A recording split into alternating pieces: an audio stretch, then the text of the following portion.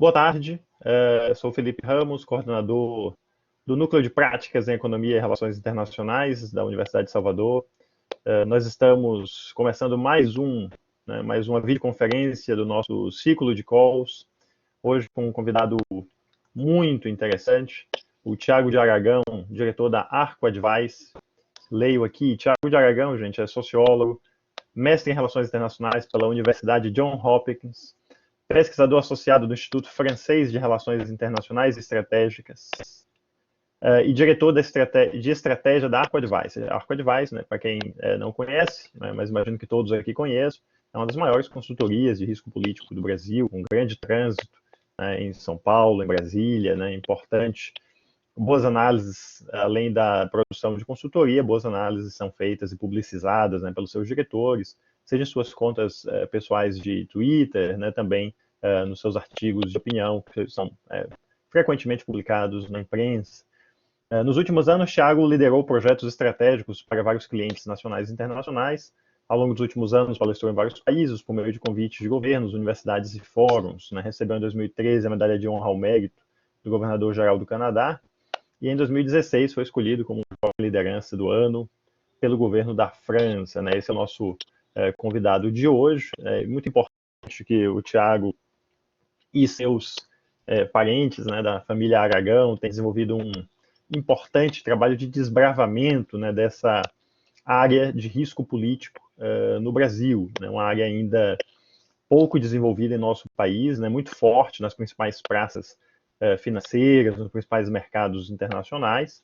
O risco político, né, como bem comentado pelo Ian Bremmer, né, no seu livro Fat Tale, né, todo evento, né, político, por decisão política, que causa impactos no mundo dos negócios e, portanto, nós temos sempre que estar atentos, ainda mais em um contexto como o brasileiro, que é o tema da call de hoje, né, para o qual o Thiago foi convidado. Né.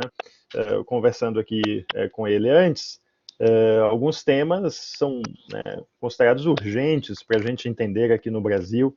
Nós estamos falando de um país que passa por um ruído político muito intenso, há muito tempo, aliás, né, por assim dizer, desde 2013 vem uma escalada, né, desse ruído político no Brasil para chegar, nesse momento, não somente a um ruído, né, mas a um barulho realmente muito intenso na política brasileira. Né. Então, temas como a perspectiva do mercado para o risco político no Brasil, o risco autoritário, né, o desgaste da democracia, a hipermilitarização da política e dos ministérios, a força dos contrapesos no Brasil, né, Congresso, STF, governadores e imprensa, freando as ações do Executivo, o risco pandêmico, se as decisões políticas emanadas de Brasília, com a queda de 2 ministros da Saúde no meio da pandemia, né, podem afetar a qualidade da contenção da pandemia, e, finalmente, o risco geopolítico, né, se o Brasil diminuirá, né, ou já está diminuindo ou não, o seu espaço perante o mundo, dada a atual política externa também brasileira, o modo como o Brasil é visto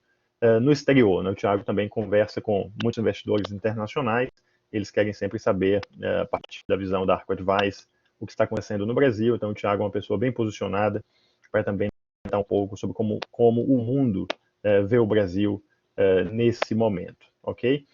Então, muito obrigado, Thiago, por aceitar esse convite. Né? Para nós é uma presença muito enriquecedora, muito especial. Obrigado pelo seu tempo, né? E deixo com você aí a palavra. Né? Se você quiser aparecer também, basta apertar o botão da câmera ou se preferir sua voz, você fica à vontade.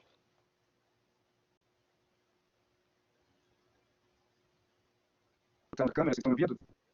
Pronto, agora está perfeito. Estão me vendo agora? Sim. Ótimo. Bom, primeiro, antes de tudo, muito obrigado, Felipe, pelo convite. É um prazer poder falar com vocês, principalmente num momento tão complexo.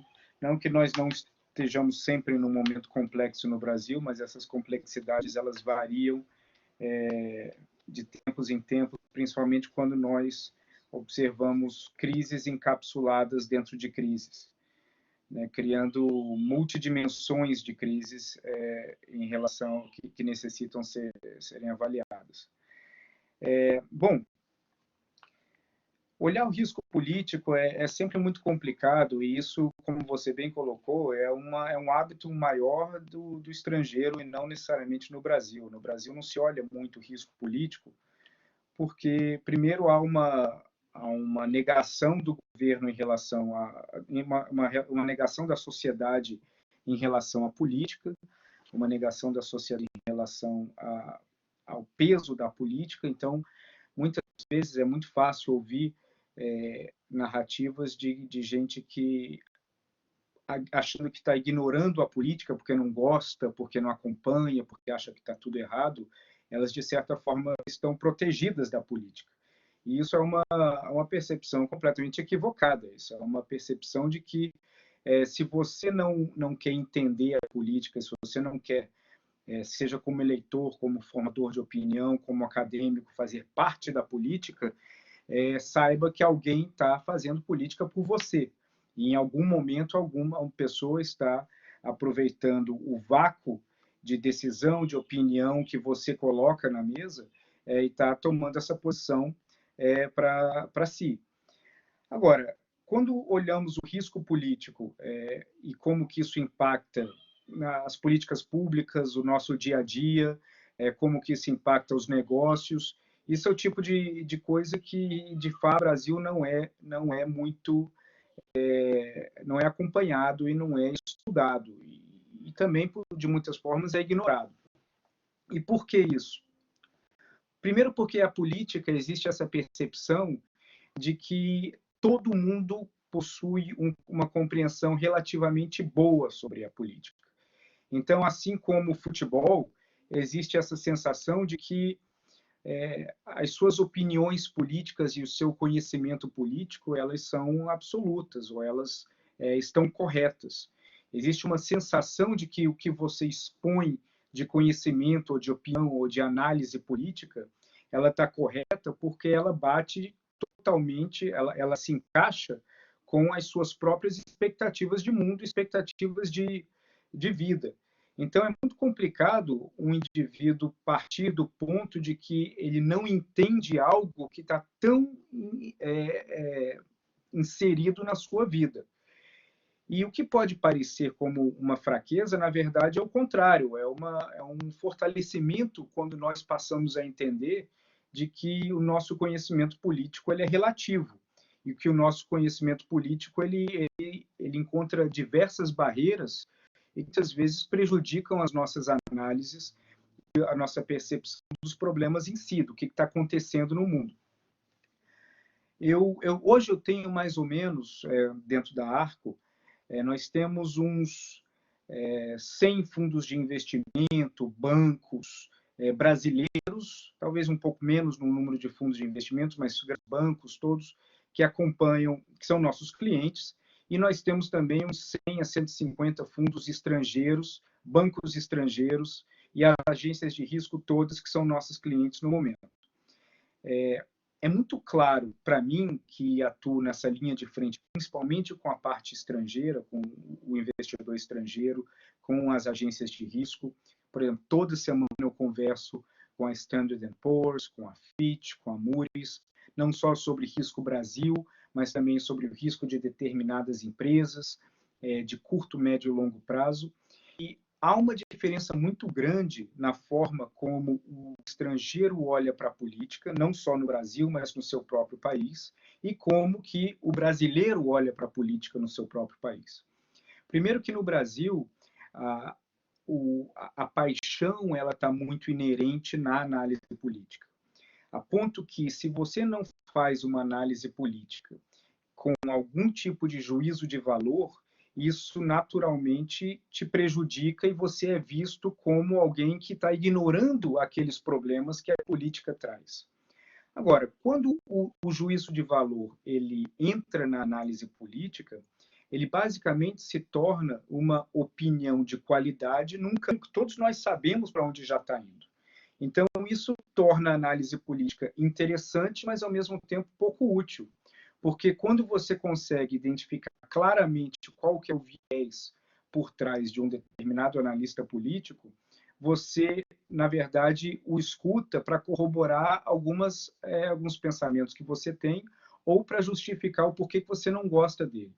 porque as visões e as análises, por mais sensatas que elas possam parecer e por mais bem construídas que elas possam vir a ser, elas não seguem necessariamente uma linha de interpretação, elas seguem uma linha de confirmação.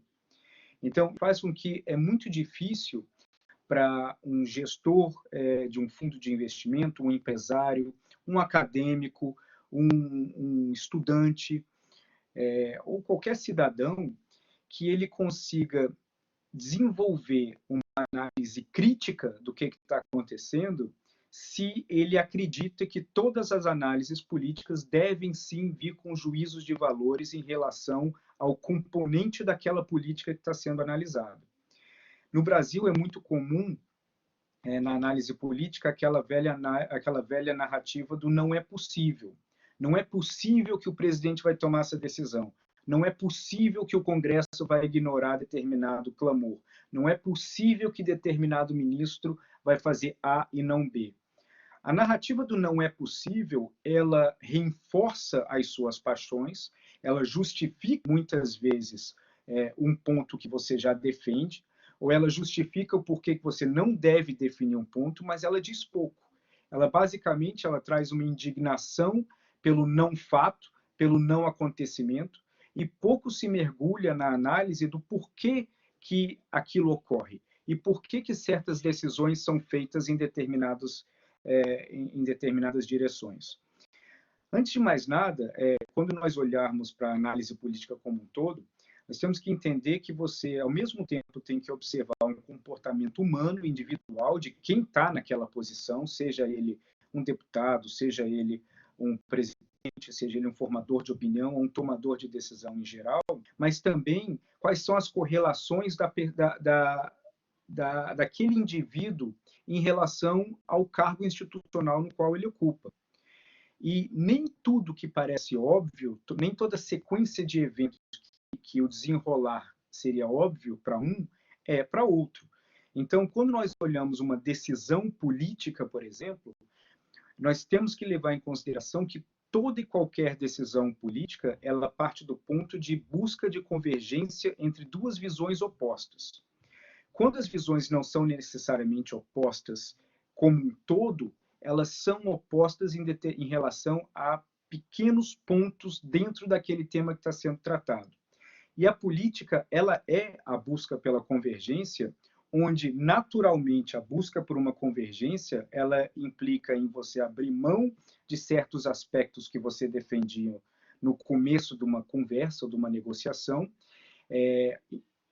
no momento onde você hierarquiza quais são os pontos no qual você não abrirá mão e quais pontos você abriria mão, de forma a acomodar os pontos que o seu oponente, ou seu adversário, ou aquela pessoa no que você está fazendo uma negociação, ela também vai abrir mão de certos pontos para poder garantir os pontos que ela quer que aconteça, que ela vê como importante naquela negociação.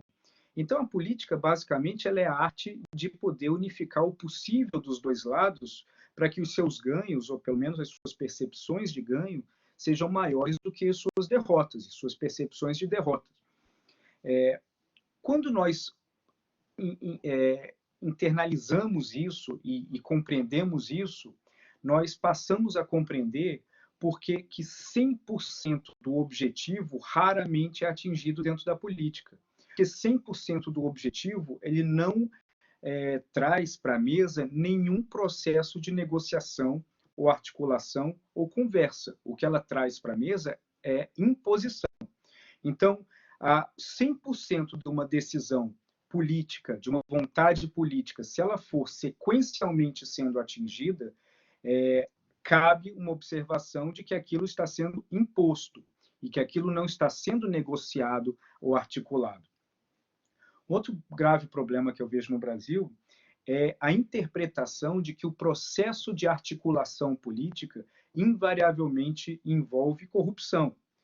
E não é bem assim que funciona. A corrupção, e eu entendo parte desse ponto de vista quando nós olhamos os contínuos escândalos de corrupção que o nosso país vem vivido desde sua formação. E corrupção ela sempre vai existir, e o papel do Estado, o papel da sociedade é inibir a corrupção por meio do posicionamento social e do apoio ao fortalecimento das leis contra a corrupção.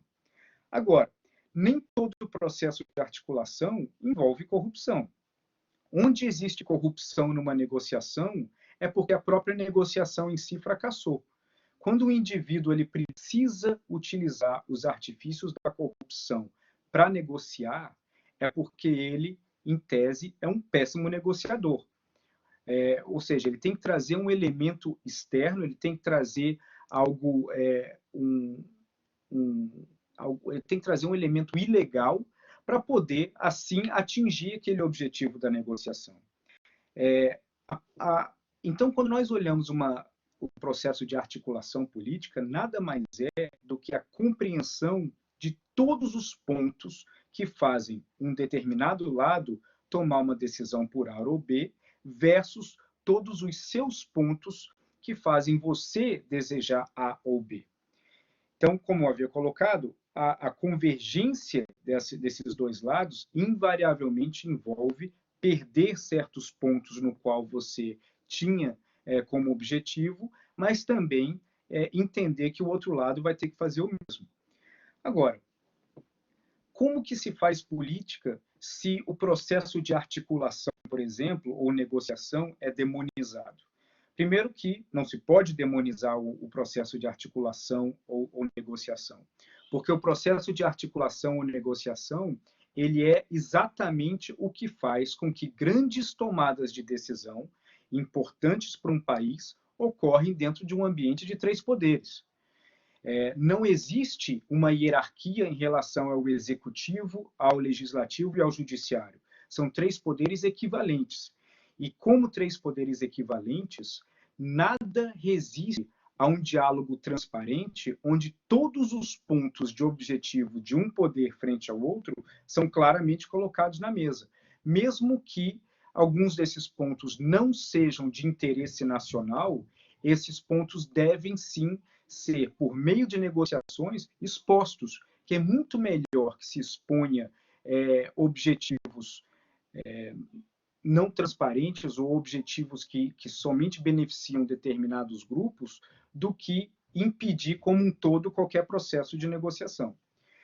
Bom, quando nós... Isso para ilustrar um pouco do paralelo de percepção do mercado brasileiro, do brasileiro em relação à política e do estrangeiro. Quando eu converso com muitos clientes estrangeiros, todos eles, naturalmente, possuem seus desejos pessoais, suas interpretações pessoais sobre a política. Agora, eles entendem que deve haver, sim, um corte frio quando se for fazer análise política e mensurar o risco político, senão a análise daquele risco vai ser mensurado se partirem do pressuposto que tudo que vem de determinado governo ou de determinado governante é ruim ou visa um benefício próprio. Esse pressuposto, ele inviabiliza qualquer tipo de análise de risco, porque você já parte do pressuposto que o indivíduo de onde a grande maioria das decisões irão sair já representa um risco por si só. Então, aí, nesse ponto, não precisa de análise de risco se você identificou a fonte de risco e classificou aquele indivíduo como uma fonte soberana de risco. Então, quando eu olho para essas duas comparações, eu vejo que é muito difícil, pelo lado brasileiro, isolar a paixão e as convicções pessoais na análise do que representa um risco e do que não representa um risco. Antes de mais nada, o Brasil, como vocês todos estão careca de saber e sabem tão bem quanto eu, o Brasil ele representa um risco contínuo em relação à sua política por conta da incerteza que a política brasileira gera. E eu diria que hoje isso é o risco número 1 que um investidor estrangeiro, que um empresário estrangeiro, ele vê em relação ao Brasil. A incerteza ela é um risco pior do que a tomada de decisão ruim, porque a tomada de decisão ruim dentro de um processo de previsibilidade oferece as possibilidades de você se proteger daquilo, desde que você tenha vários mecanismos de proteção. Agora, a incerteza, seja para uma decisão boa ou para uma decisão ruim, ela cria um problema maior, porque a incerteza ela não te oferece a possibilidade de ou se proteger das decisões ruins ou se aproveitar das decisões boas. Então, eu diria que a incerteza no Brasil ela é o grande fator de risco para que o investidor estrangeiro, o empresário estrangeiro, um observador estrangeiro tenha confiança de que o Brasil vai seguir num certo patamar. Até porque a nossa leitura de confiança, ela parte muito mais das nossas expectativas e dos nossos desejos do que necessariamente de uma análise fria. E a análise fria da confiança do curto e médio prazo, ela precisa ser feita em cima de objetos concretos. Então, por exemplo, quando olhamos hoje a relação entre executivo e legislativo, nós temos várias categorias que nós vemos dentro dessa relação. Nós temos uma categoria pessoal, ou seja, como nós acompanhamos nos últimos meses, um embate e depois as pazes entre o presidente Bolsonaro e o presidente da Câmara, Maia. Naquele momento, há um embate pessoal, ou seja, de deslegitimação daquele personagem como um formador de opinião ou tomador de decisão.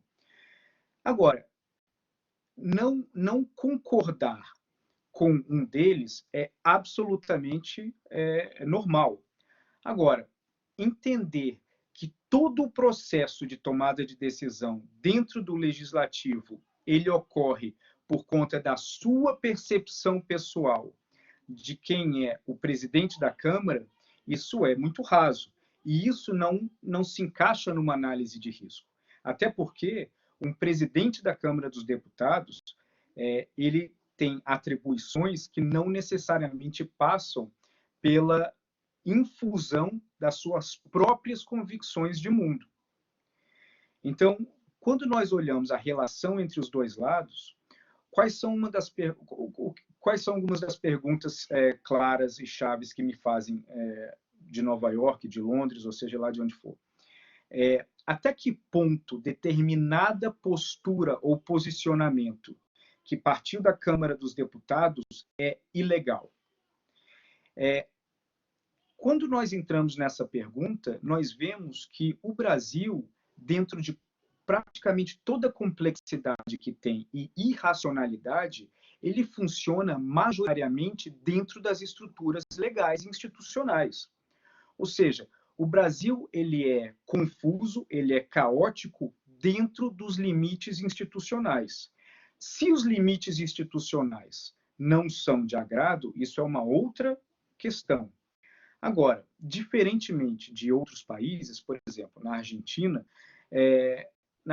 você não tem, a incerteza ela vem da estrutura, enquanto no Brasil a incerteza vem da conjuntura. Desde os anos 60, nós não tivemos nenhum caso de exploração no Brasil. Há décadas, nós não temos nenhum caso de decisões governamentais que radicalmente invalidam ou quebram uma regra. Agora, existem, sim, várias decisões políticas que prejudicaram um negócio, ou fizeram uma empresa falir, ou fizeram um investimento no Brasil se tornar inviável.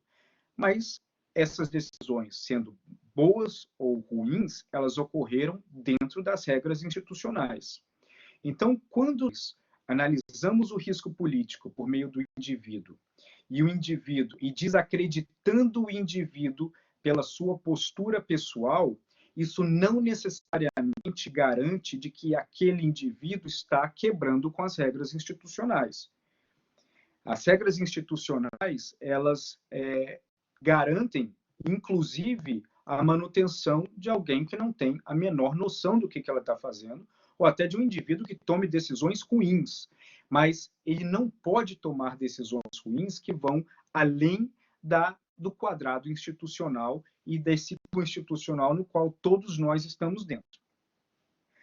Quando o investidor estrangeiro olha para o Brasil e ele busca entender a relação entre executivo e legislativo. E por que eu estou batendo nessa tecla? Porque hoje a relação entre o executivo e o legislativo é o ponto central das dúvidas e das incertezas que o investidor tem para colocar dinheiro no Brasil.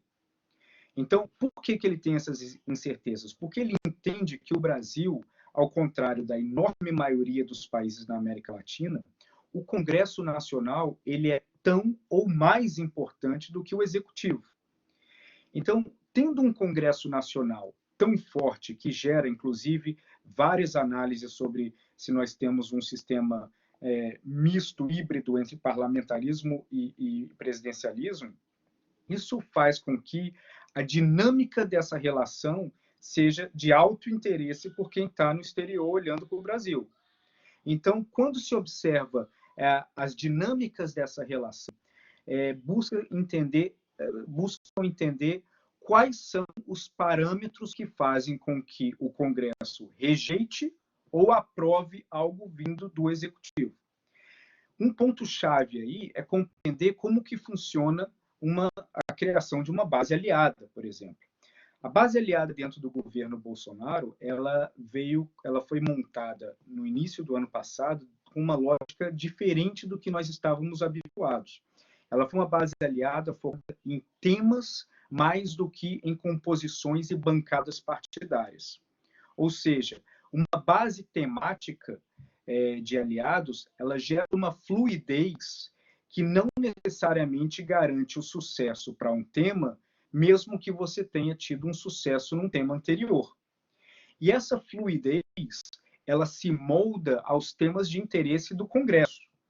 Então, nós vimos, ao longo de 2019, uma solidez relativamente robusta dentro da base aliada para temas econômicos e vimos, do ponto de vista do presidente Bolsonaro, uma fragilidade dessa base aliada em temas não econômicos.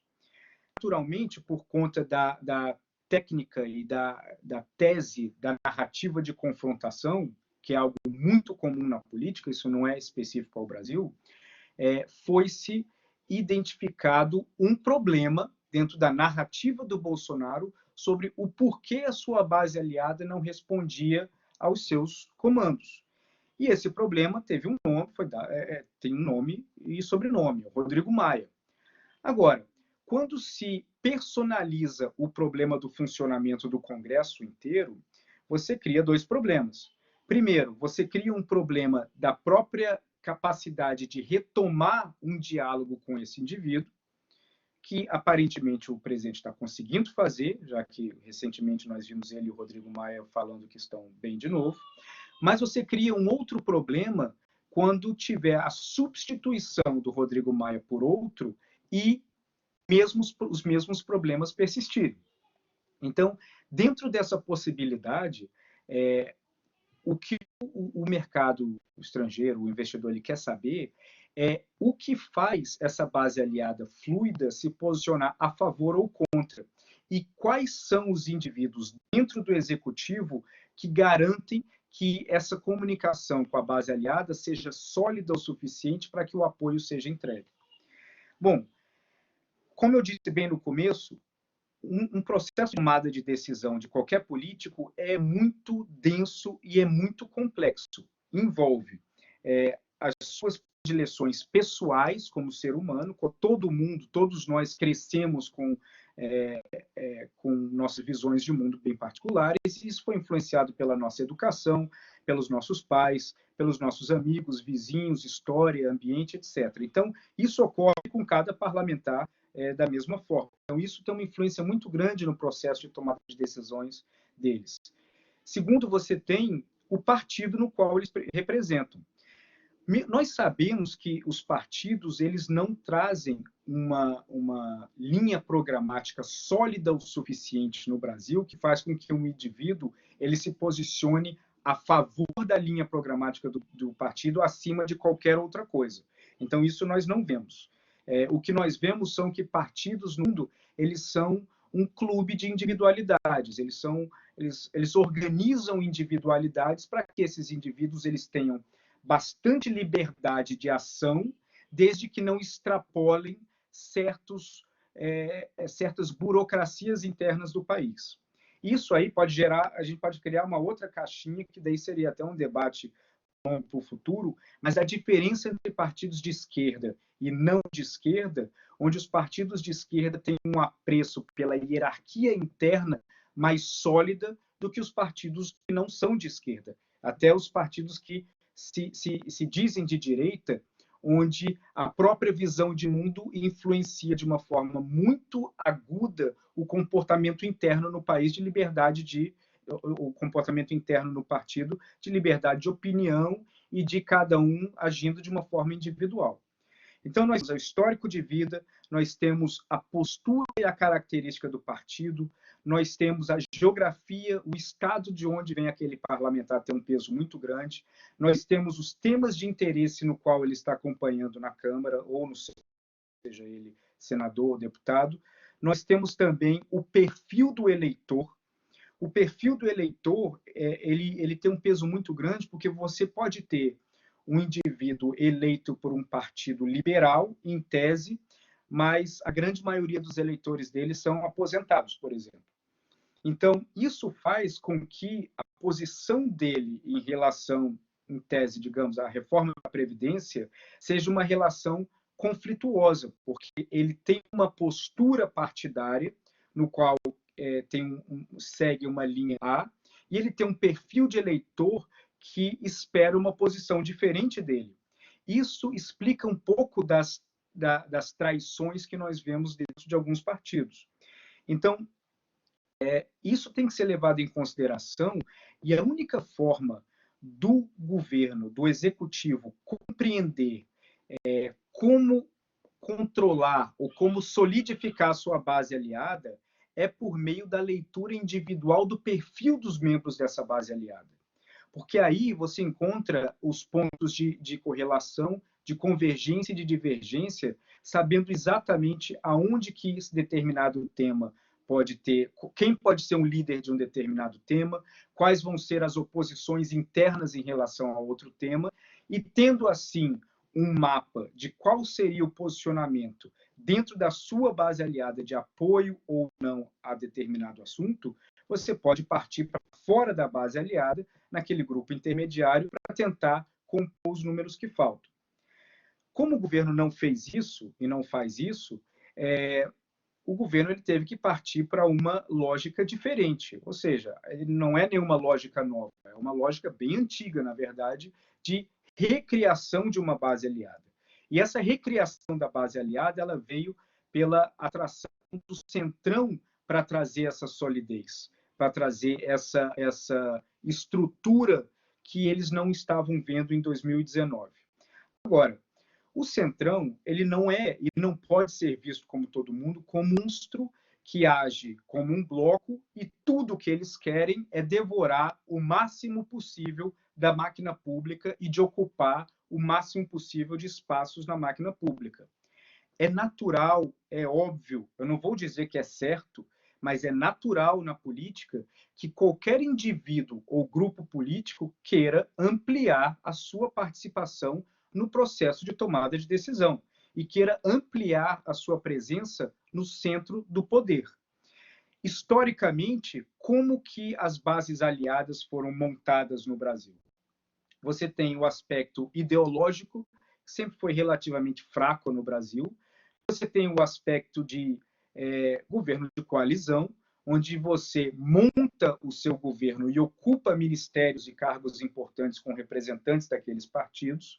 Você tem anualmente as negociações em cima das emendas parlamentares, e as emendas parlamentares elas podem fortalecer essa lealdade ou não, e você tem também a questão da narrativa e da atenção que o governo dá para determinados parlamentares.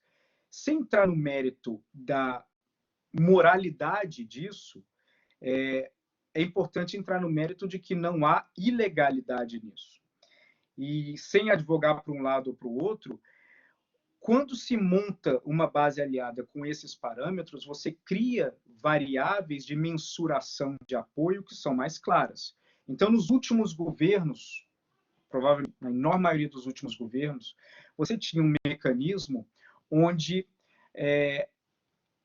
o voto de determinado parlamentar para projetos de autoria ou de endosso do governo federal eram contabilizados e eles tinham que bater um apoio acima de determinado, de 60%, 65%, para que aquele grupo mantivesse o acesso ou mantivesse a presença em determinadas áreas do executivo e seguissem recebendo parte das emendas parlamentares.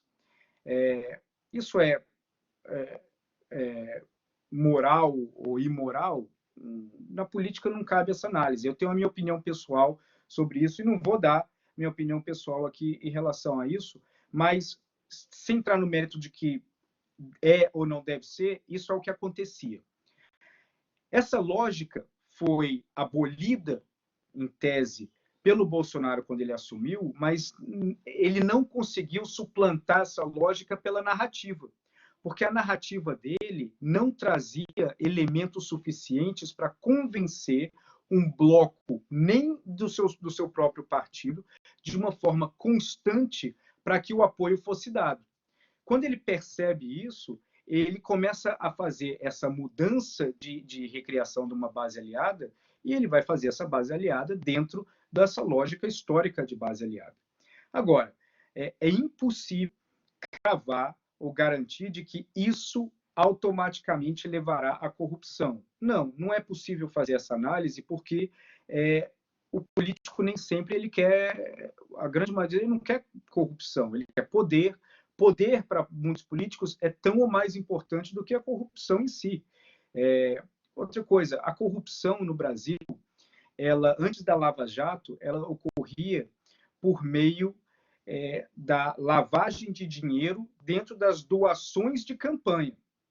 Quando você acaba com as doações de campanha, que foi um dos grandes avanços que a Operação Lava Jato trouxe para o Brasil, você basicamente quebra a lógica de entrega que determinado grupo pagava a determinado político por seu apoio. Então, o ambiente mudou. Agora, obviamente, nós, infelizmente, nunca vamos nos ver livre da corrupção.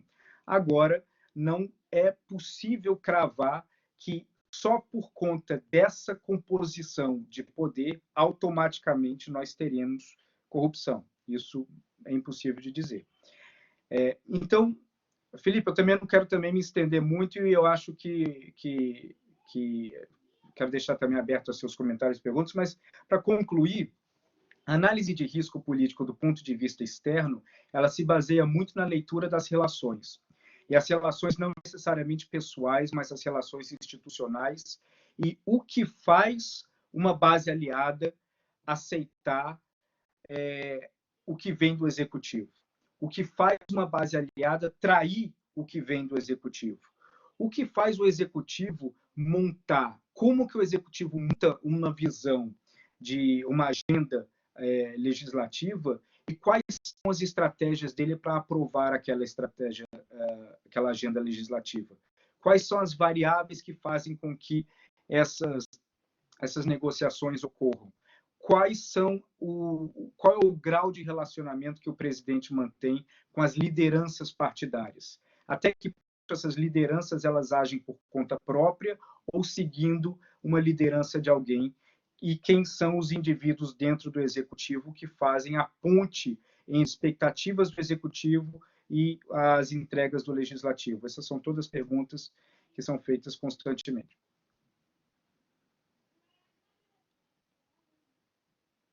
Acho que você está no mudo.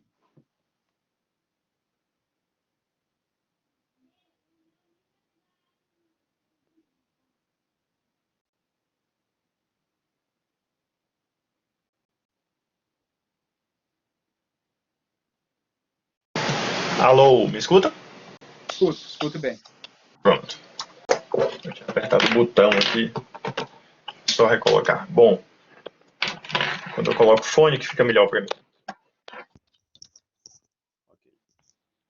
Muito obrigado, Thiago, por essa exposição inicial, né? Muito interessante aqui. A gente conversa bastante sobre risco político nas minhas aulas aí, os alunos sabem bem disso, né? Um tema que eu também trabalhei bastante, né?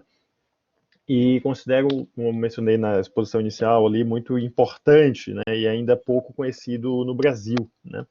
Então é um prazer, mais uma vez, né, reitero aqui nessa exposição sua, né, para trazer um pouco isso também para o nosso estudante. Muitas vezes isso ainda é um campo a se desbravar no Brasil.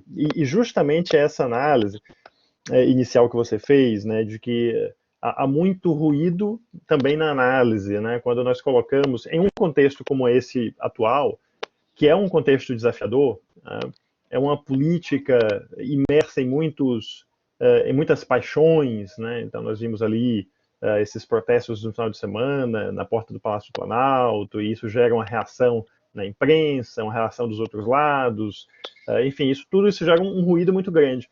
E quando fazemos análise de risco, temos que separar todo esse ruído, né? Como uma atividade de laboratório, no qual você precisa separar todos os elementos químicos de modo controlado para evitar uma explosão, né? No caso, para evitar uma análise equivocada do risco.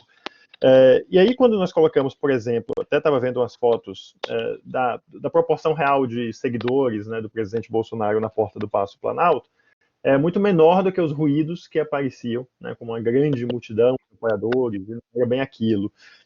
Então, minha pergunta vai um pouco sobre isso, porque o mercado, os agentes do mercado, né, são muito pragmáticos, porque estão falando aí em decisões de Alguns, investimento. Felipe, alguns, ou muitos não são.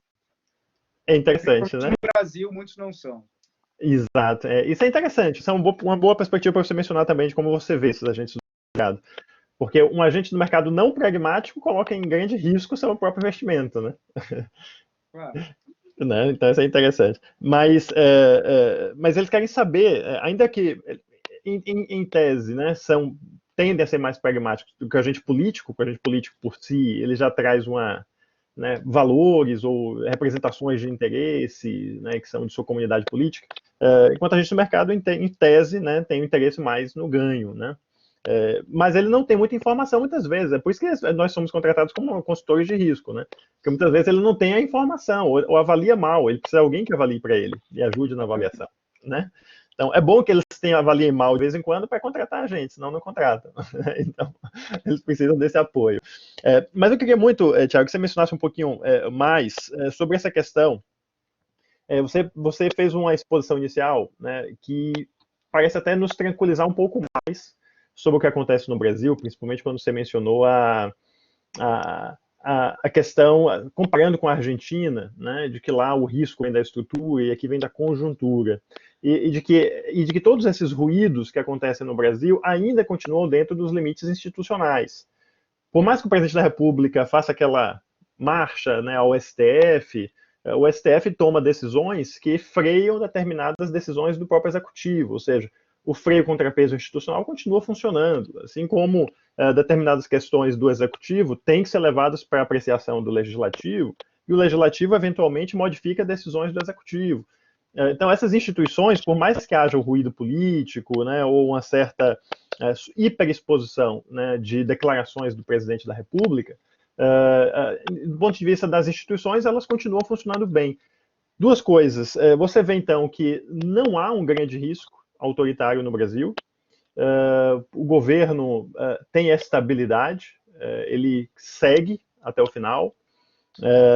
E como o estrangeiro vê isso, o investidor vê isso. Então, essa primeira perguntinha para depois a gente abrir para o público também. O risco autoritário, ele precisa ser... O que é autoritário em determinados locais não é autoritário em outros, né? Agora, eu não vejo, por exemplo, um risco de destruição das instituições com o objetivo de fortalecer determinado indivíduo, entendeu? Então, por exemplo, quando você tem, em determinados países, o judiciário dissolvido, o Congresso dissolvido, porque o Congresso não autorizou reeleição indefinida, isso é uma coisa estrutural muito forte, isso tem um peso muito grande e isso tem cara, cheiro, cor de autoritarismo, né? Agora, quando você observa a narrativa autoritária, isso gera também uma preocupação, porque nós estamos num ambiente que o investidor ele não tem temor, por exemplo, de que o judiciário, de que o Supremo vai ser fechado. Ele não tem o temor de que o Congresso vai ser fechado. Ele olha essas pessoas protestando, pedindo isso na rua, e ele sabe que são uns bobões pedindo coisas inviáveis. Mas a narrativa autoritária, ela traz um elemento de risco que é a predisposição pela não negociação. Quando você tem uma narrativa autoritária sobre um tema, você basicamente está mandando uma mensagem a interlocutores de que você não está disposto a negociar, que você não está disposto a tratar daquele assunto de uma forma que ele não vá corroborar o que você está dizendo. Então, o risco não é da narrativa autoritária não é desembocar num autoritarismo, mas é desembocar num isolamento. E esse isolamento ele pode trazer para um limbo político onde você pode estar isolado o suficiente para não conseguir negociar, ou articular, ou produzir, mas não necessariamente isolado ao ponto de ser tirado do governo. Então, como nós estamos habituados nesses últimos anos a olhar tudo de uma forma binária, nós vemos o seguinte: ou o governo está excelente, ou o governo vai sair. Ou ele está certo, ou ele está errado. Ou a narrativa é autoritária, ou não é. Ela é autoritária dependendo de quem está assistindo, dependendo do ponto de vista de alguém. Você tem milhões de brasileiros hoje que observam o que o Bolsonaro fala e acham que ele é autoritário. E essas pessoas, elas têm o mesmo peso cidadão cívico de voto como qualquer outro. Agora, você tem milhões de outros brasileiros que acham que ele está autoritário a nível de qualquer ditador de vários outros países. E essa opinião tem que ser respeitada. Então, tudo depende do ponto de vista que você parte essa observação. Do ponto de vista do investidor, do empresário, do indivíduo que nos busca para fazer esse tipo de pergunta, ele não vê o risco de que essa narrativa gerar uma situação de ditadura. Não, ele não vê esse risco. O que ele vê é que essa narrativa pode gerar uma situação de dificuldade de negociação ainda maior, de prejuízo na relação entre os poderes, logo numa agenda de governo que vai se tornando cada vez mais vazia e não vai entregar nada. Então, o medo é você ter um governo de narrativa e não um governo de projetos, não um governo de execução. Tiago, muito obrigado. Temos uma pergunta de Gabriel aqui também, justamente sobre essa sua fala, querendo que você desenvolva um pouco mais o que seria isso, né, de autoritarismo em certos locais, não ser necessariamente autoritário em outros. Né? Então, essa variação de percepção sobre o risco autoritário é a pergunta de Gabriel Armentano. E eu já emendo uma questão aqui também, para fazer um bloquinho aí você responder, sobre aquilo que tinha mencionado mais cedo também, sobre o risco pandêmico. Isso que você menciona muito bem, né, isto por mais que as instituições pareçam ser sólidas o suficiente e resilientes, né, para suportar, né, o ruído político da conjuntura, isso gera, como você mencionou, possibilidade de isolamento, e com isso uma possível perda de qualidade das decisões ou da implementação das políticas. Né? E nesse sentido, eu falo do risco pandêmico. Tivemos a queda de 2 ministros da saúde. No meio de uma pandemia que gera graves crises, graves consequências econômicas. Né? Eu estava até discutindo isso com outros 2 amigos aí, economistas, né? E a pandemia, olha que coisa interessante, não sei se você vai concordar com essa minha leitura, a pandemia, na verdade, era uma grande oportunidade econômica para o Brasil. Né? O artigo de ontem ou de anteontem do André Lara Rezende, na Folha, né, é bem interessante nesse aspecto, porque ele diz, o Brasil não poderia emitir moeda em um momento normal. Né? E o André Lara Rezende discute o que é moeda, para mostrar que, no momento de catástrofe, o Estado é o último segurador. E, portanto, a as perspectivas, né, e as precificações do mercado se alteram. O mercado que queria do Brasil responsabilidade fiscal, teto de gastos, reformas estruturais, etc., ele quer agora, em qualquer país do mundo, ele quer do Estado a segurança última no momento de catástrofe. Né? Exatamente. Então, o André Lagrange discute isso muito bem para mostrar, olha, nesse momento, melhor do que emitir dívida, né, é o Brasil expandir a base monetária, como todos os países farão. E o mercado não verá isso como irresponsabilidade, principalmente se for feito, por exemplo, pelo Guedes, que ninguém vai dizer que ele é comunista ou que ele está querendo, ou que ele é Ciro Gomes querendo imprimir dinheiro. Né? Exatamente. Então, agora, se o Brasil fica com muito ruído político, né, a implementação dessa política pode ser feita. Né? E aí perdeu uma oportunidade, até econômica, de dar uma reestruturação à economia nesse momento. Né? Então, essas duas questões, né? A pergunta do Gabriel, que a gente fala um pouquinho mais sobre o autoritarismo, né? Das diferenças de autoritarismo de um lugar para outro, e a minha sobre essa questão. O Brasil não tem a possibilidade de perder uma oportunidade, que é difícil chamar uma pandemia de oportunidade, mas de certo modo como você falou, separando as paixões, era uma oportunidade do Brasil até reposicionar-se economicamente nesse momento, e isso gerar uma decisão ruim de implementação de política. Olha, a primeira pergunta sobre autoritarismo, seguinte, se um indivíduo está olhando para o Brasil e ele tem medo e ele está analisando se o presidente pode fechar o Supremo, fechar o Congresso e ficar indefinidamente no poder, ele não vai chegar a essa conclusão. Ele vai fazer uma leitura e vai dizer que não, que a narrativa do presidente Bolsonaro, ela pode ser autoritária no teor, mas ela não é autoritária na prática, porque ele não está tomando medidas práticas para fazer isso. Né? Se você tem um jornalista analisando a narrativa do presidente, um jornalista ele pode partir ele pode chegar à conclusão de que o presidente é sim autoritário, porque o presidente ele está inibindo as formas da imprensa trabalhar em determinadas condições pelo ataques à credibilidade e legitimidade da imprensa.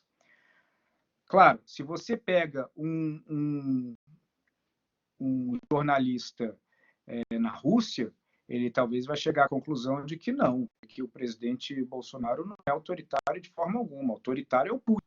O autoritarismo em relação à imprensa é o que você vê na China. O ponto que eu quero trazer é que o autoritarismo ele é uma percepção, ele é uma narrativa de percepção. Né?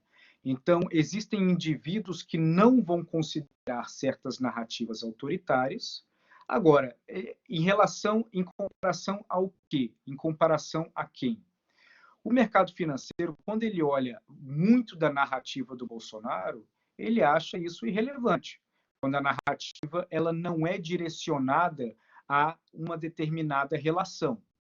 Então, quando ele fala sobre qualquer outra coisa que não é Congresso, que não é Supremo ou que não é imprensa, o investidor ele não liga e ele não contabiliza isso dentro de uma análise de se ele é autoritário ou não.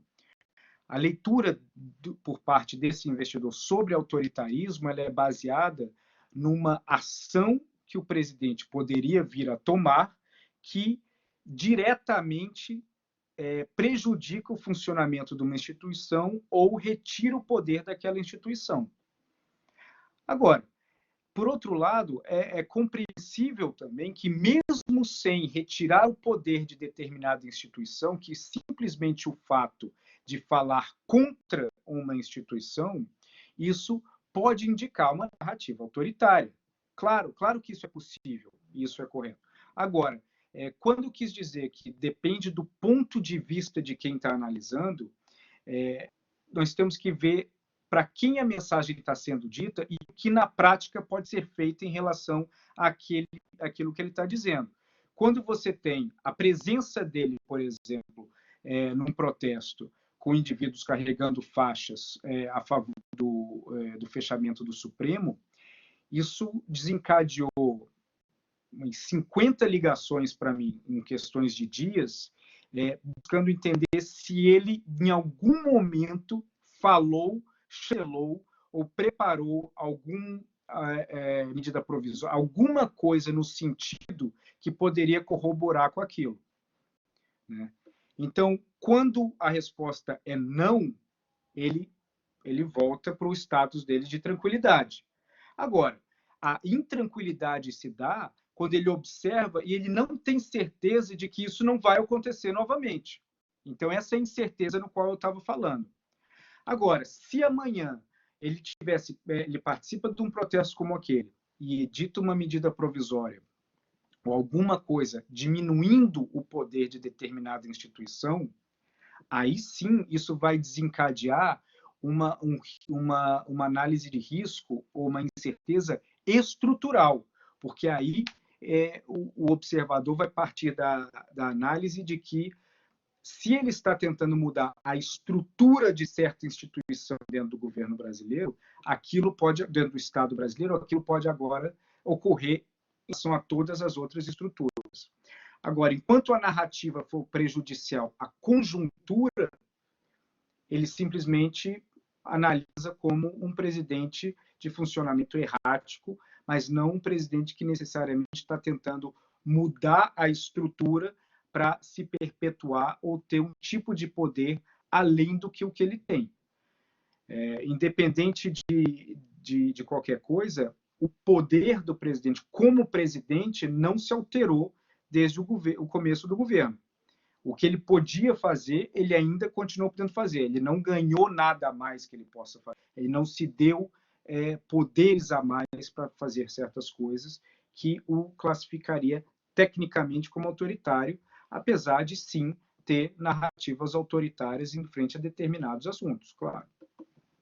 Perfeito, Thiago. Na verdade, ele até perdeu certo poder com aquela medida, aquela emenda, né, do Congresso que vinculou o orçamento, né? Então, na prática, o principal poder do presidente é o orçamento, a capacidade de executar, né? Agora, uma questão aqui, levar a gestão. Não sei se o pessoal vai preparando pergunta aí, quem quiser, a gente já pode levantar a mão também para fazer perguntas. Né? Se vocês ficarem quietinhos aqui, eu vou aproveitando o Thiago fazendo mais perguntas. Eu tenho que te perguntar, eu tenho que te responder a questão da oportunidade. Ok. Bom, eu concordo com o que você falou. O artigo do André Lara certamente circulou muito em Brasília, circulou muito dentro do Ministério da Economia. Agora, o Ministério da Economia ele foi montado para um mundo que não existe mais.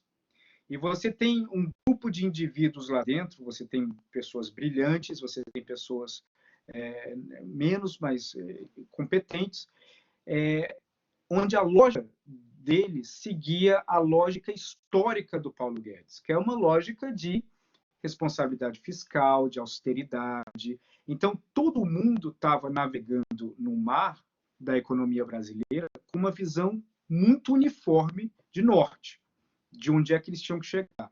Quando tudo muda e você obriga não só o ministro, mas toda a equipe econômica a ter que modificar a abordagem deles da condução da economia brasileira para o exato oposto daquilo que eles acreditavam, isso gera um problema.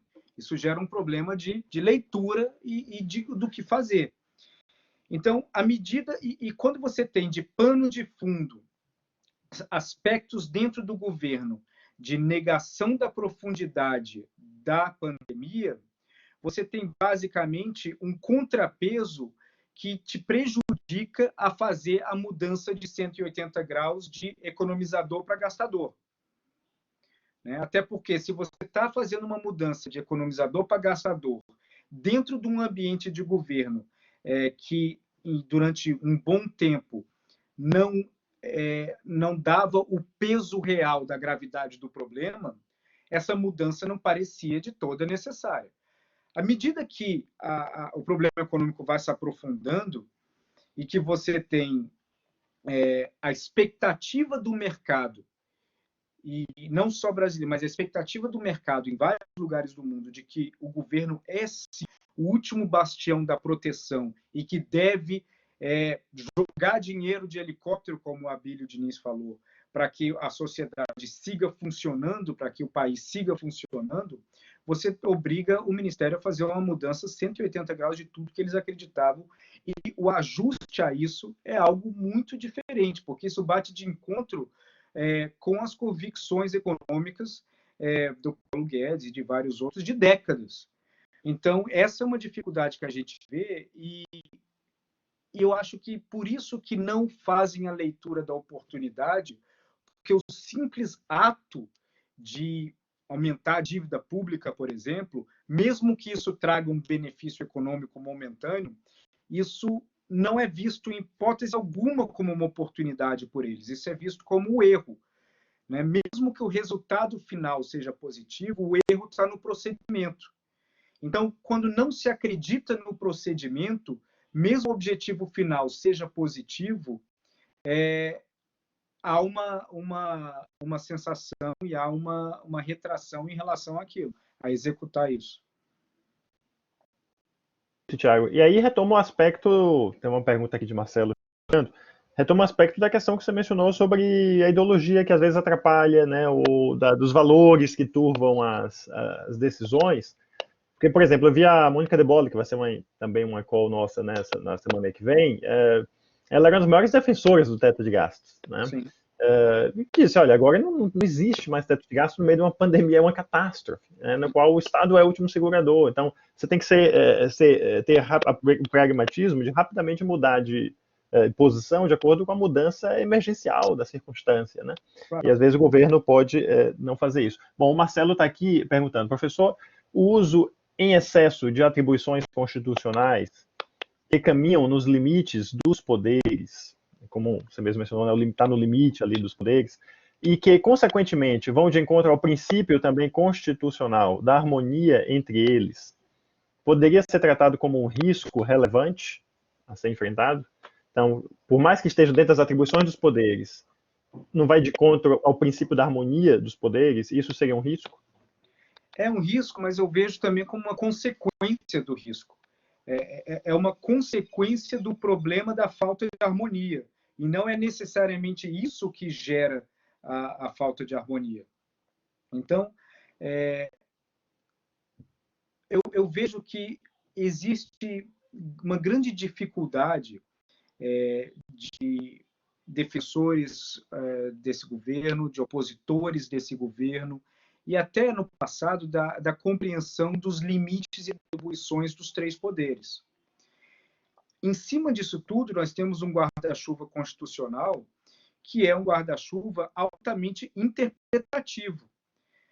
A origem das nossas leis, tendo sua origem na França, né, do nosso conceito constitucional, ele abre margem para interpretação.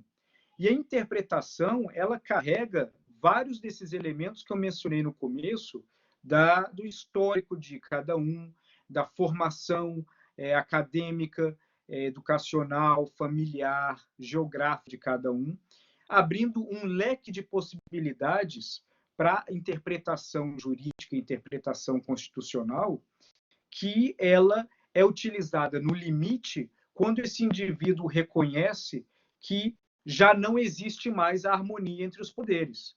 Então, é uma tentativa de buscar o equilíbrio ou equalizar a força dentro do ponto de vista daquele indivíduo, e não mais do ponto de vista institucional ou coletivo. Então, é uma decorrência da ausência da harmonia entre os poderes, gera mais prejuízo ainda para essa harmonia, e caberia, em tese, ao chefe do executivo, ao presidente, buscar uma forma de equilíbrio disso. Agora, não é exatamente o que nós estamos vendo. Então, isso é sim um risco, mas esse risco ele já está quantificado e analisado como sendo um risco de relacionamento institucional, ou seja, um risco de relacionamento entre os poderes. Tiago, temos uma pergunta aqui também de Fernanda Cavas. O professor também tem uma pergunta em relação à frase dos partidos do Brasil são um clube de individualidades, né? O que você quer dizer com isso exatamente? Que os indivíduos atuantes de partidos colocam os princípios pessoais acima da própria agenda do partido. E aí eu acrescento, né, isso gera um grande problema de entender, né, a agenda dos partidos e, portanto, de executá-las em uma coalizão, que esse governo, inclusive, se recusou a fazer, né, uma coalizão formal. E não sei se a gente poderia chamar essa entrada do Centrão como uma coalizão, como a gente entendia antes. Não, não necessariamente. Agora é o seguinte, o que eu quis dizer com isso? Se amanhã você resolve se eleger por, por qualquer um da grande maioria dos partidos no Brasil, você não vai existir uma obrigatoriedade ou nem um conteúdo programático no qual você vai ter que mudar o seu comportamento para se adequar às normas, às visões de mundo, aos programas e aos objetivos daquele partido. Basicamente, você vai agir normalmente dentro das suas próprias convicções, que podem bater em algumas vezes ou não com a convicção de outros membros do seu partido, mas isso vai, salvo uma ruptura muito grande de traição formal e não necessariamente de traição ideológica, você não vai ser demitido, você não vai ser expulso do partido. Você vai seguir dentro desse partido o tempo que você quiser. O PMDB é um grande exemplo disso, o MDB. Por ser um partido montado em cima de um movimento democrático brasileiro, bastaria você ser, como um todo, a favor da democracia, que você já tem os pré-requisitos para ser um membro do PMDB. Então, aonde ali que você precisa seguir uma cartilha de instruções ou de agenda legislativa, executiva, estadual, de visão de mundo, não existe essa obrigatoriedade para você ser um parlamentar daquele partido. Você, no fundo, você vai votar do jeito que você quer, em qualquer tema, salvo se você se tornou um beneficiado do acordo daquele partido que aquele partido fez para ingressar parte de uma coalizão, para ingressar uma coalizão. Se você ingressou uma coalizão e a liderança daquela coalizão ela prometeu um apoio ao governo de 70%, 80%, 65% em determinadas votações, cabe à liderança daquele partido articular lá dentro do partido para que ele busque os votos necessários para cumprir com a promessa dele. Mas mesmo se você se posicionar contra, isso não é suficiente para que você tenha um problema dentro do partido. Tanto que você não... dificilmente você vai ver um partido oferecendo 100% de apoio para determinada coalizão em momento algum. Então, o que eu quis dizer sobre a individualidade dentro de um coletivo de partido é que, no fundo, pouco você precisa estar coordenado com seus colegas. Você pode agir do jeito que você quiser, porque não existe uma visão coletiva de partidos dentro do Brasil. O Partido Progressista, o PP, por exemplo, é um bom exemplo. Nas eleições de 2018, você teve o PP do Nordeste apoiando o Haddad e o PP do sul do país apoiando o Alckmin. E nem por isso houve uma ruptura dentro do partido quando passou as eleições e o partido voltou a atuar no Congresso. Perfeito. Né? Características atípicas do Brasil, né, Thiago? Bom, uma outra questão é sobre, aqui também, duas perguntas que chegaram aqui, a do Davi Crispim Bernardes. Com a recessão econômica de 2020, o que poderia garantir, né, que medidas poderiam garantir que não haja a instituição, né, desse governo autoritário? Eu acho que o Davi vai nesse sentido também de falar sobre a recessão. Eu gostaria também da sua abordagem, Thiago, né? Não somente sobre a questão do autoritarismo, mas sobre a questão econômica mesmo, né? Porque isso é um estresse para todas as economias do mundo, inclusive as desenvolvidas. O que se espera nesse momento é uma clareza de programa, né? E uma capacidade de implementação das decisões. E nós não, aparentemente, não sei qual é a leitura sua e da Arco Advice como um todo, eu não vejo muito nenhuma coisa nem outra, né? Nenhuma clareza da agenda.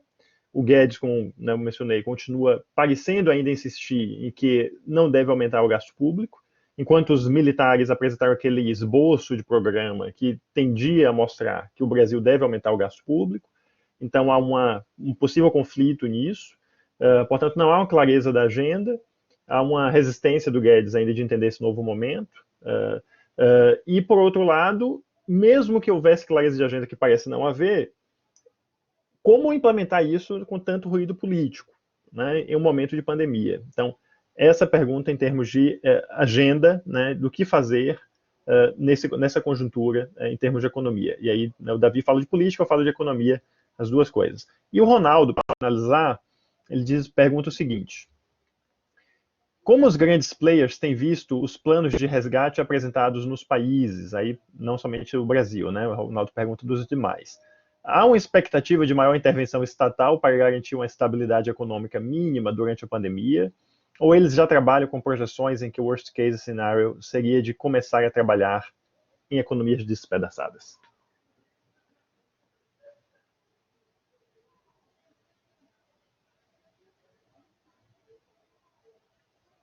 Eu acho que não estou escutando, viu, Thiago?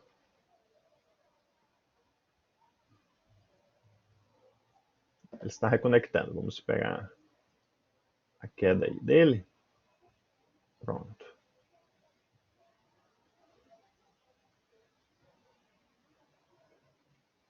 Pronto, Thiago, você retornou.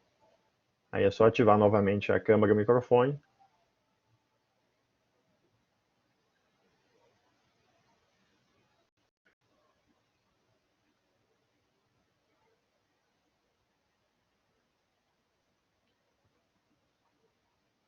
Essas são as questões de conexão. Pronto, sua voz está retornando.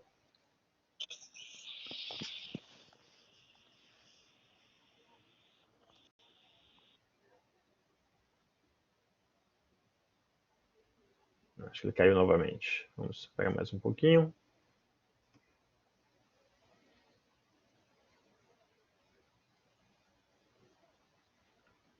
Oi, consegue me ouvir agora? Pronto, você escutou as duas, né?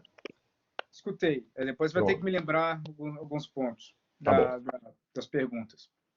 Sobre a agenda, sobre as economias, bom, a maioria dos investidores eles estão olhando para o mundo inteiro e eles estão realmente vendo um ambiente de terra arrasada. Agora, a terra arrasada de cada país, ele basicamente é uma terra arrasada de projeção futura, de crescimento, e isso já está dado como contabilizado, de que você vai ter o mundo está numa recessão muito grande e que isso vai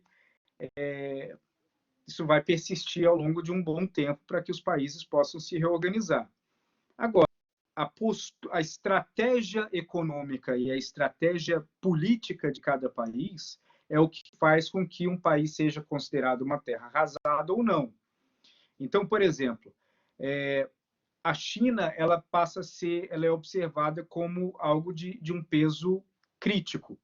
Por quê? Se a China ela volta a comprar numa quantidade, num volume alto, naturalmente você tem os países produtores de commodities como o Brasil que podem se beneficiar disso, e a leitura de como que o Brasil vai tentar organizar esse fluxo e melhorar a capacidade disso é uma pergunta-chave que muitos investidores fazem. Agora, por outro lado, você vê também que se houver uma pressão maior dos Estados Unidos para que a cadeia de produção global ela se dissemine e ela não dependa tanto da China, que ela possa se diluir entre vários outros países, a leitura é como que alguns países e como que o Brasil vai se posicionar no meio disso e até que ponto o Brasil pode se beneficiar ou se prejudicar. Por exemplo, questão da Huawei. A Huawei ela vai participar do leilão do 5G no Brasil, que deve ocorrer no começo do ano que vem, para a rede 5G. Nesse fim de semana, os Estados Unidos ele decidiu que os fabricantes de semicondutores, mesmo estrangeiros que utilizam tecnologia americana, não vão poder vender para a Huawei.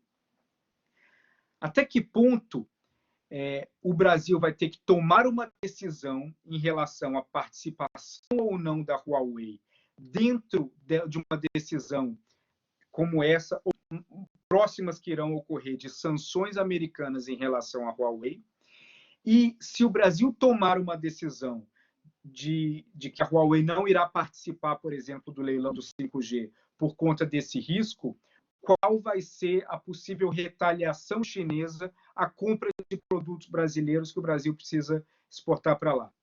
Então, tudo está engatilhado, existe um efeito dominó muito grande, onde um assunto está engatado no outro, a ponto que a leitura e a previsibilidade de certas posições precisam ser cada vez mais claras para que ele possa fazer a análise de que se um país vai estar e continuar sendo terra arrasada economicamente, ou se um que vai estar como terra arrasada vai poder se recuperar numa velocidade mais rápida do que outro. Então, a percepção é essa. Em paralelo, você tem, naturalmente, as percepções e as observações de vários investidores sobre se um país está barato ou não, se vale a pena investir naquele país ou não. Então, no Brasil, historicamente, você tinha muito investidor que vinha para o Brasil porque ele olhava a taxa de juros muito alta e ele via isso como uma vantagem para ele. Em 2015, a taxa de juros estava 14%. Hoje, a taxa de juros está 3%. Então, esse diferencial de juros já não é mais um atrativo para o investidor estrangeiro.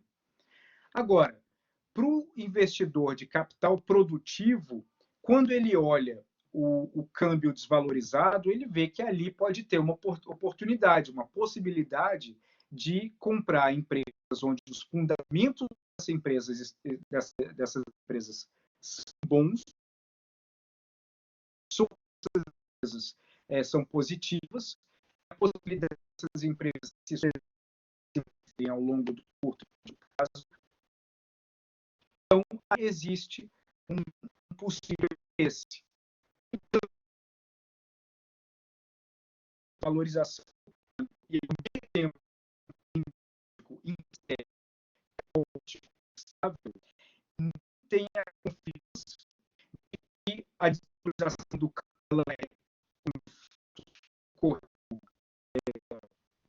substancialmente, ou se for uma estratégia do governo para gerar um contrabalanço em relação a. Então, a que chega em cima dele faz com que ele se aprofunde e cadeia para pensar se vai botar aqui ou não, a médio prazo, a longo prazo. Qual foi o que você fez? A pergunta foi, teve um problema final de conexão aí para você, então acabou cortando um pouco a sua fala final, mas não tem problema não, acho que a gente entendeu no geral. A segunda pergunta relacionava a essa capacidade de execução, né, no governo brasileiro, nessa conjuntura de terra arrasada de economia mundial, né, se o governo brasileiro teria capacidade de execução, né, de uma política correta, né, que desse uma boa expectativa para esses investidores internacionais. E para finalizar com a última pergunta, de Brisa, ela diz, boa tarde, a respeito das dinâmicas de transição do Brexit, claramente afetadas pela crise pandêmica instaurada pelo coronavírus, somados ao possível cenário de recessão econômica, como lidar com a incerteza do tom e do posicionamento do Boris Johnson nas negociações futuras sobre os termos pós-saída do Reino Unido da União Europeia, né? Não sei se você está acompanhando a questão aí do Brexit, né? Como isso afeta, né? Como a pandemia afeta o caos que já é a própria saída. Acho que ele caiu. Vamos esperar mais uma vez aí ele reconectar. Acho que está retornando. Não sei se você escutou, Tiago, a pergunta da Brisa. Caiu mais uma vez. Está com problema de conexão.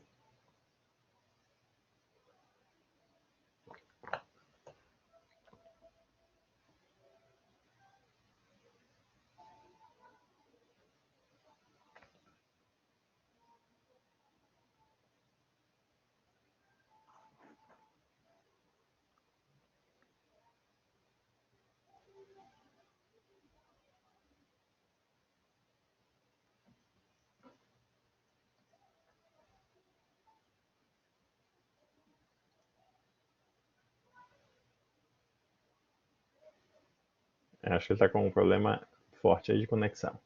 Vamos ver se ele consegue. Pronto, Thiago. Acho que Voltou. voltou aqui. Voltou. Pronto. Então, a minha pergunta relacionava à questão de execução do governo, capacidade de execução do governo brasileiro nessa conjuntura de terra arrasada, se o governo brasileiro teria capacidade de dar uma resposta coesa em termos de projeto, de programa, né, na economia, e capacidade não somente do programa, da agenda, mas também de execução, dados os ruídos políticos e institucionais, né? Olha, E se o Felipe, investidor vê isso. E a última de brisa é sobre a Europa, né? Como essa pandemia afeta o Brexit, as relações da União Europeia, né, nessa conjuntura, né, de pandemia também. Que aí a gente já coloca um pouco para você ir finalizando aí a sua exposição. Felipe, cada vez nós estamos no meio de uma crise grave, global, da pandemia. Tá? E você, dentro dessa crise da pandemia, você tem uma sequência de crises políticas geradas a partir do próprio governo. Independente do grau de culpa, pode ter mais, menos, dependendo do ponto de vista de alguma pessoa. Quando o investidor olha para isso, quando o mercado financeiro olha para isso, quando o empresário olha para isso, naturalmente isso diminui a confiança dele de que o governo vai conseguir montar uma agenda pragmática e uma capacidade pragmática de, de reestruturação pós-crise. Existe essa dúvida, e essa dúvida eu acho que hoje ela é a maior dúvida e a maior falta de confiança que existe em relação ao Brasil. Por quê? Porque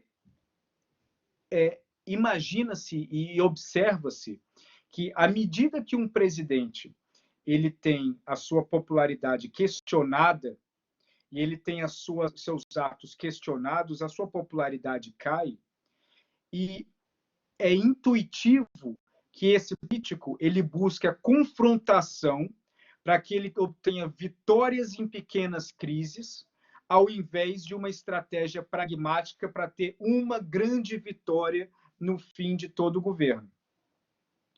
Então, é natural esperar que, num momento de economia arrasada e de popularidade em queda e de país traumatizado por mortes ou por desemprego, você tenha uma postura confrontacional maior, porque você vai ter todos os tipos de ataques e narrativas contra o governo, e o governo ele já deixou claro que ele rebate e ele busca se fortalecer no rebate desses ataques.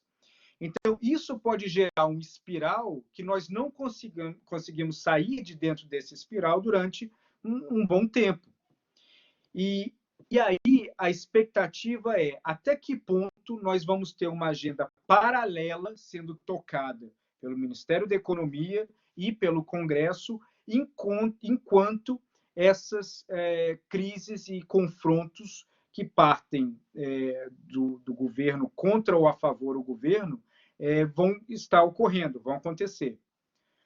Então, a leitura hoje é qual das duas vai se sobressair. Se vai ser uma estratégia que vai partir, principalmente do Ministério da Economia, de recondução do Brasil a um ambiente de adequação econômica para a nova realidade, ou se as disputas políticas vão fazer com que o pleito eleitoral se antecipe a tal ponto que qualquer confrontação política entre qualquer pessoa e o Bolsonaro vai ser interessante para os dois, porque isso vai gerar as micro-vitórias que vão seguir posicionando binariamente a sociedade de um lado ou de outro. Essa é a grande dúvida que fica hoje.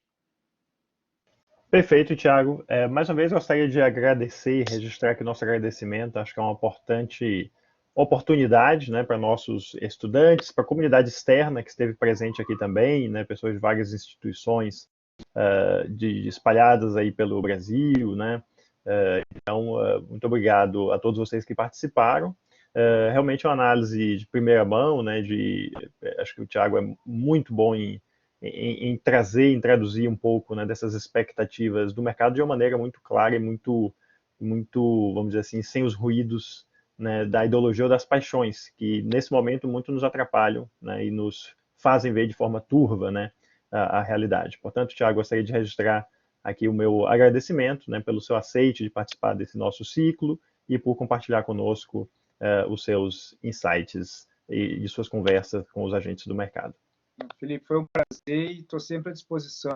E obrigado, e todos fiquem à disposição para me mandar a mensagem pelo Twitter com algumas perguntas, o que precisar. Ok, muito obrigado, Thiago. Muito obrigado, gente. Boa tarde a todos vocês. Obrigado. Tchau, tchau.